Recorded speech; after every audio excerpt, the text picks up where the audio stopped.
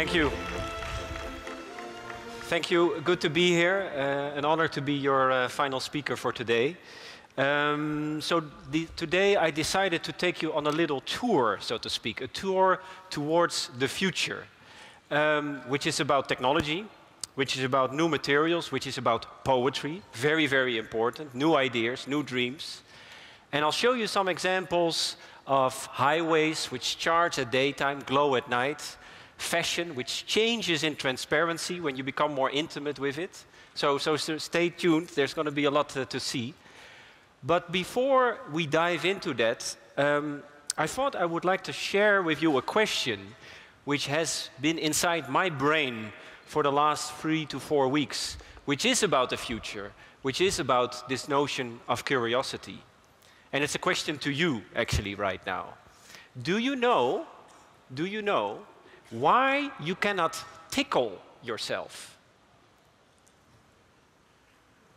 Why can you not tickle yourself? Guys, hello. Why can you not tickle yourself? There's no surprising. Very good, very good. So, because when I tickle myself, my brain is like, yeah, whatever, and it filters it away. So it's programmed to ignore. But the moment you tickle your neighbor right now, hello, the moment you tickle your neighbor right now, hello, this is a seminar about curiosity, people, then you get an input. So this is quite exciting. So apparently, we, as human beings, are made in such a way that some things we cannot do alone, yes? And I think that's a really important lesson if we talk about the future and new dreams. I will share with you some things where it goes right, how this new world merges with the old world. But I thought I would start as well with a notion of when it goes wrong, when it goes horribly wrong. This is footage from CCTV of people who encountered the escalator for the first time in their life.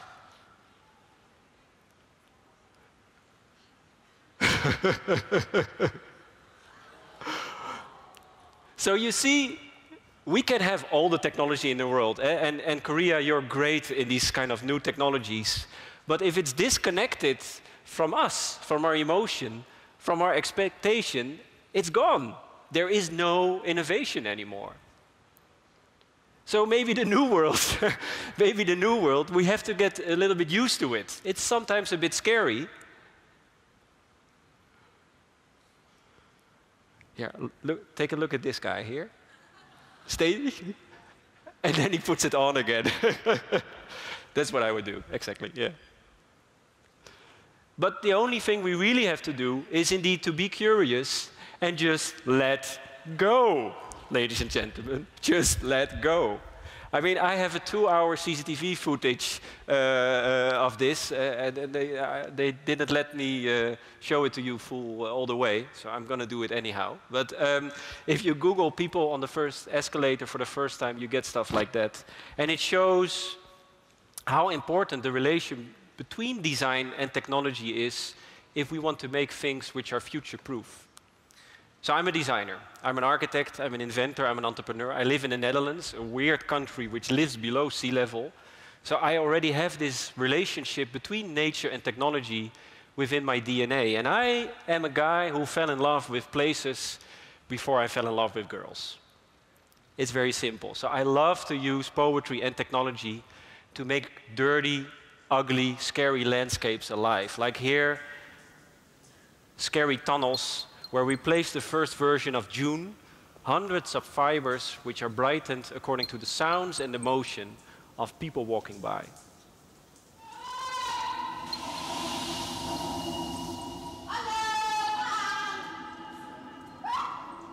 So although filled with high tech, all these sensors and microchips, the landscape becomes intuitive. It's not just the sum of walls, doors, and windows. No, no, no, no, no. It is connected to your behavior between people. It almost becomes intuitive.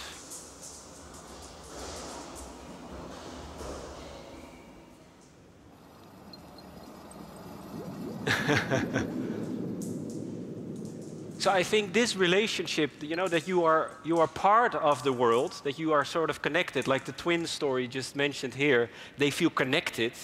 How can we make landscapes where technology jumps out of the computer screen and generates these interactions? And when you place these kind of things in public space, weird things start to happen. Wedding couples started to show up, considering it their perfect hotspot to have their wedding photos taken.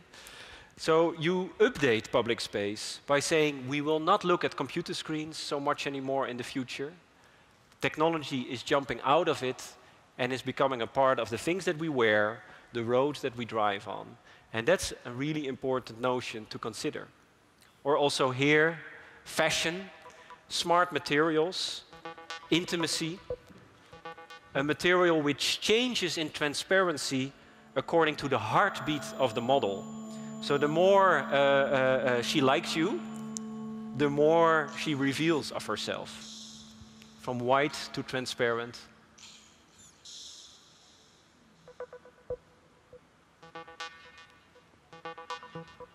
Or from black to transparent. It's like a digital goosebump.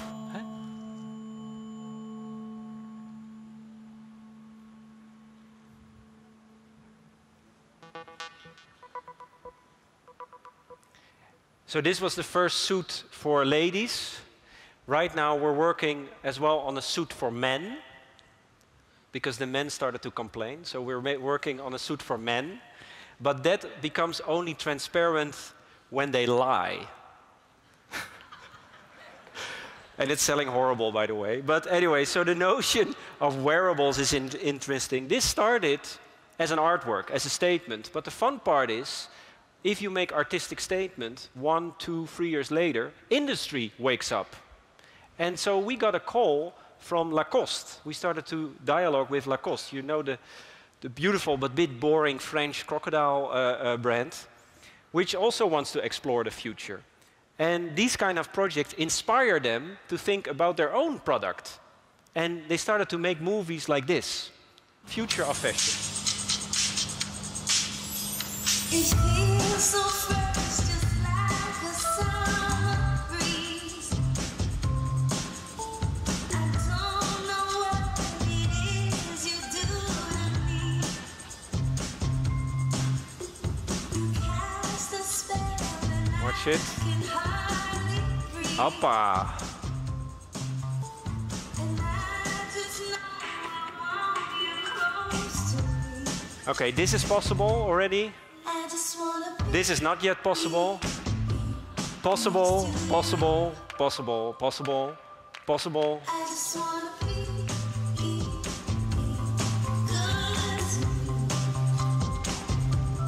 good. Yeah, doable. Next to you. Not doable yet. I just wanna be Super possible. good. Thank you. Thank you. So here suddenly fashion brands start to realize they have to invest in new ideas to survive. And of course, this does not count just for fashion. It also counts for mobility, for energy, for waste. And I love that a lot. I feel like I'm a sort of a hippie with a business plan. Yes? So I have new dreams, new ideas, but at the same time a desire to work together with a team of experts to make them happen. Because if we can do fashion, we can do highways. This is a project, Smart Highway, where me and the director of a road manufacturer, of an infrastructure company called Heijmans in the Netherlands, in Europe, we started to work together to make the roads of the future. They need new business and have a lot of knowledge. I have a lot of ideas and visions. And we started to work together to make new things happen. This is innovation, yes? Two parties who do not really belong to each other, but still you find a common love, which is the innovation of the landscape. And we started to build, and we started to test, and we started to make mistakes, and we started to upgrade. Here you see the first glowing lines, a piece of road in the Netherlands, which is coatings which charge at daytime and glow at night. Short movie.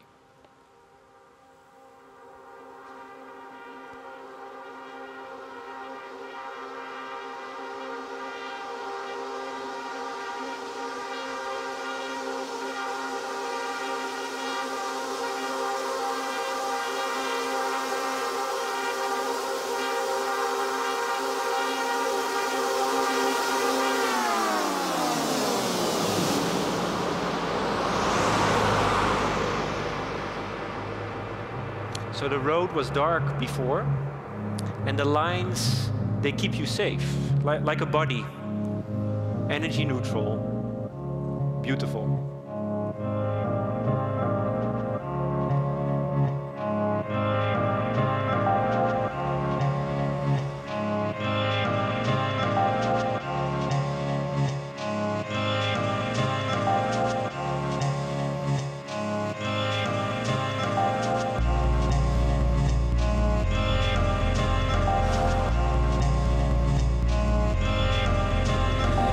Paints which charge at daytime and glow at night, and make landscapes which are energy neutral and on the other hand just incredibly beautiful. That is something I like to call techno poetry.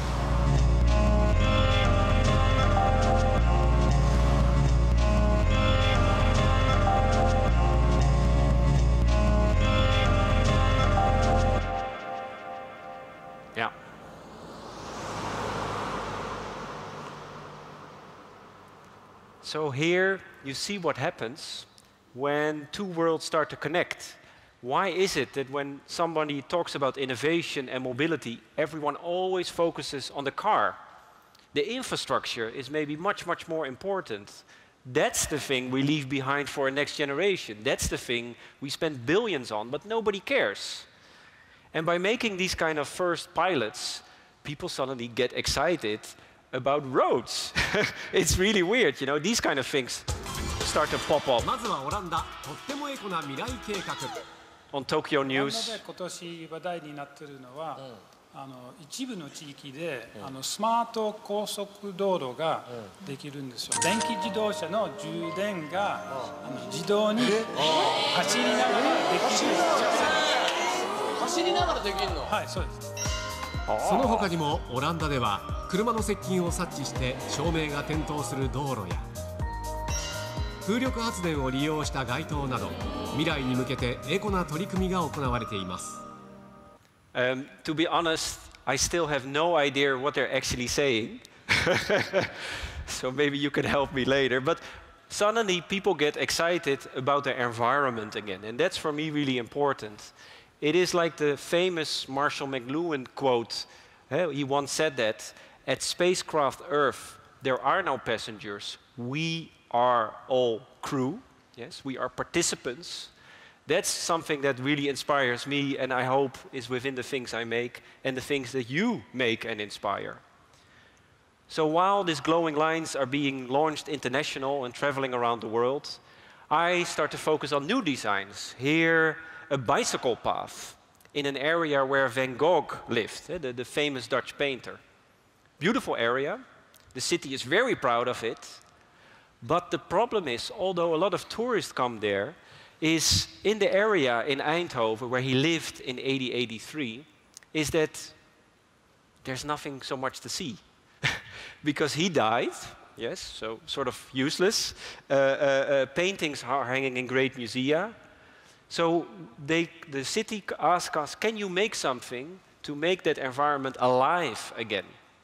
And I like that question a lot. So we got to work. So this is my world, the smart coatings that you just saw. And we looked at the famous paintings he made later on in France, the Starry Nights. And also here start to connect. This is how my brain works, by the way. I'm just going to keep on doing this for an hour and see what happens. It's okay, we have time. We have all the time in the world. Okay, and this is what we made in the end. A bicycle path through the area where he worked and lived, charging at daytime, glowing at night. Short movie.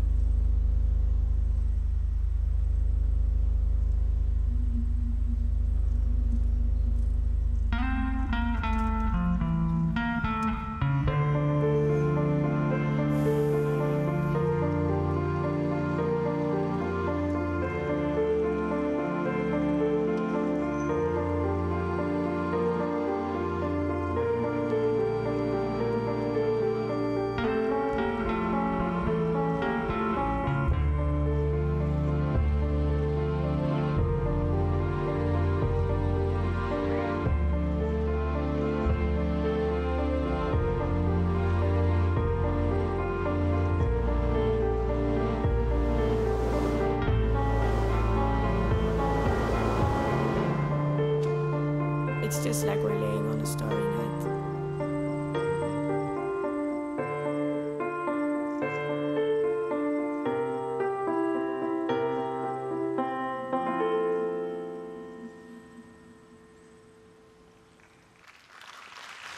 Thank you.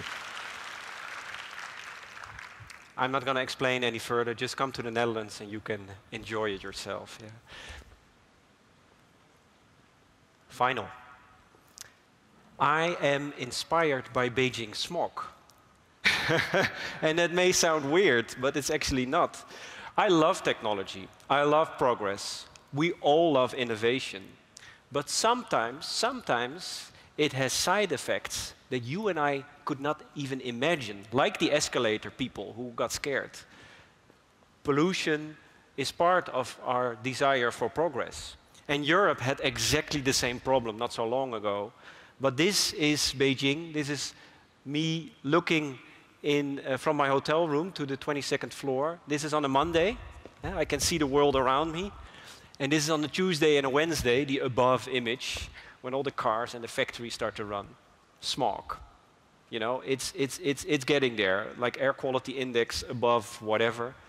So you see here, we need to be creative in order to survive. And yes, Beijing government is very serious about their war on smog and have launched many, many programs. But I got inspired and says, maybe if Van Gogh has paint, I have my smog particles. Maybe I can use it to design. And so what we decided is say, we make a jump towards the future. We're building the largest electronic vacuum cleaner in the world, which sucks up the dirty air from above, cleans it, and spits it out, creating the cleanest bubble, the cleanest park in Beijing. New world, old world. Eh? Here, people can come and experience the future, can smell the future, can share the future, can feel it. No, it's not the solution, which is, of course, clean technology, electrical cars, etc., etc. But I don't want to wait for that, you know.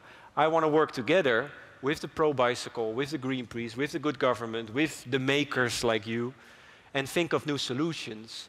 And so this is something we're developing now with air purifying experts, launching in the end of this year in Asia, and will travel around the world. Smog-free park. But also here, we started to learn. This is Beijing smog. This is the stuff I was sucking, I was breathing into my lungs. And it was like not so nice to see. And so on one hand, while we were doing the first pilots, the first test, we had buckets of this stuff standing in our studio. And one day the process manager, our office manager, said, Daan, we should throw this away, you know, we need more space for new projects. Who should we call? And we started sort of, yeah, I don't know, you know, is it chemical waste? I have no idea. And then we thought of this Marshall McLuhan quote I just shared with you and said, no, of course not. It's stupid. We are looking the wrong way. Because in a new world, waste should not exist. Waste for the one should be food for the other. Eh? Think like a network. Think like a circle. And so we started to look again at this incredibly bag of material and realized that 42 till 48% is made out of carbon. And what happens when you put carbon under a lot of pressure? You get boys and girls. What do you get? Diamonds. Very good, 10 points. And so we decided to put it under a lot of pressure by hand and create smog rings out of it. And so by sharing a ring, you donate 1,000 cubic meters of clean air to the city. We're launching that right now. Actually, the profit we are making with the smog jewelry is helping us to finance the park. Yes? So suddenly the waste is not the waste, it's the enabler, it's the solution to make new cities happen and to engage people to not feel like a taxpayer, but like a citizen, yes? And so also in all these design process, I believe you should not stop. You should never stop. Always push, push, push, push, and then people say, maybe you should stop, and then you should push it a little bit more. So right now we're making a whole series. Suddenly we're in the smog business. I have no idea what that means, but including the cufflinks for the gentlemen, which you see over there. So that's quite interesting. If we have the guts to rethink and to relook, anything is possible. And ladies and gentlemen, that's how I would like to conclude this great curiosity seminar. All we have to do is find the missing link. I believe everything maybe already exists, especially when we put all these people in a room. There's so much knowledge, there's so much ideas, there's so much technology already out there, but we have to find the missing link between the pragmatism and the poetry, between the dream and the Excel sheet, between the fantasy and the reality. And it's not going to be easy, but incredibly fun, and I'm looking forward to work with all of you to push that to a next level. All right, thank you so much. All right, thank you. Now the fun part starts. Time for questions. Are you aware that nobody leaves the room until I have 3 questions? Yeah? It's a bit hard for me to see, but maybe the lady in the back.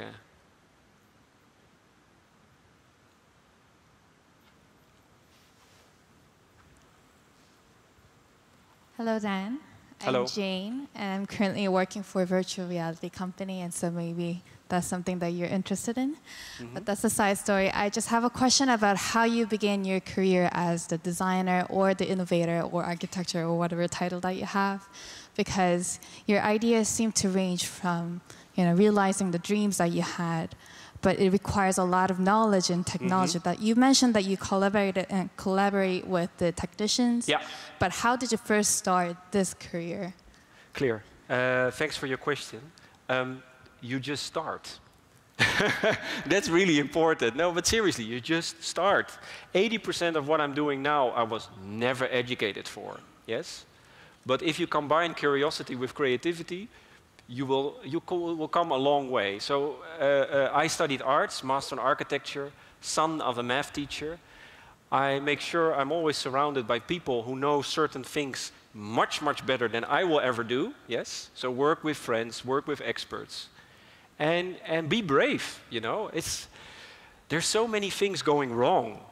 There's such a desire for new ideas. So find your obsession, find your passion, get some people together, make a prototype. Don't think in opinions, but in proposals. Yes, very important. And sooner or later, industry will come up and invest in it. Or sooner or later, a private collector will come and will help you, or whatever. Don't consider yourself as a consumer, but as a maker. And I think that's the beginning, and the world needs it more than ever. So in a way, it's playground time. Yeah. Thank you so much. Thank you. And again, I'm not saying it's easy. Just to give you maybe a sort of side story. A lot of times when I propose something new to a boss or a client or a colleague, there was a lot of times when I got a reply, the new idea starting with 2 words. Not how much, but, come on, what's the reply, what you get when you present something new? No?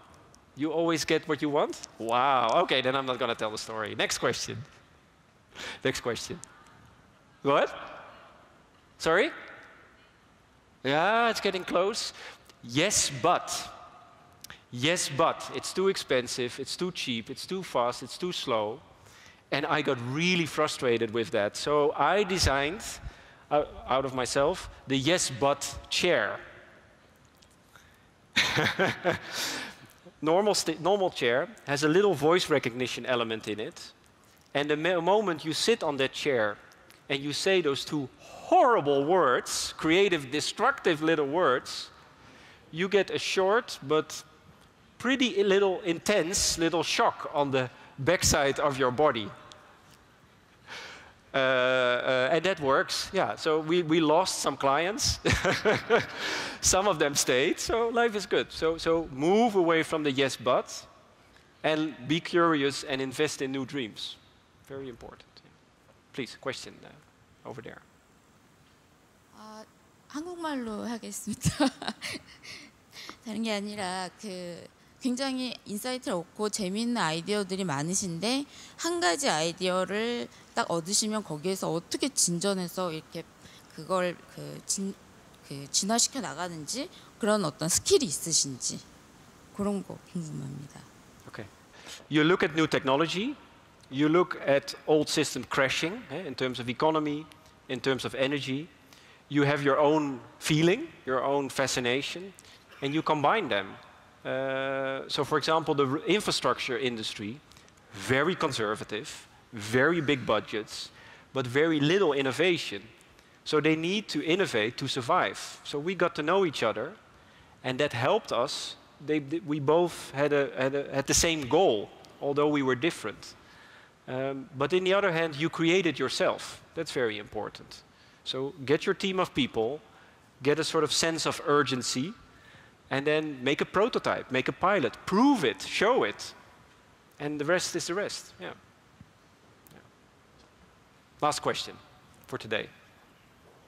This is the final question of the whole conference, so it better be good.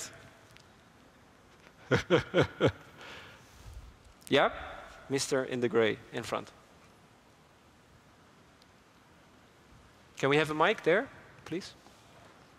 Please wait for the mic, otherwise, yeah.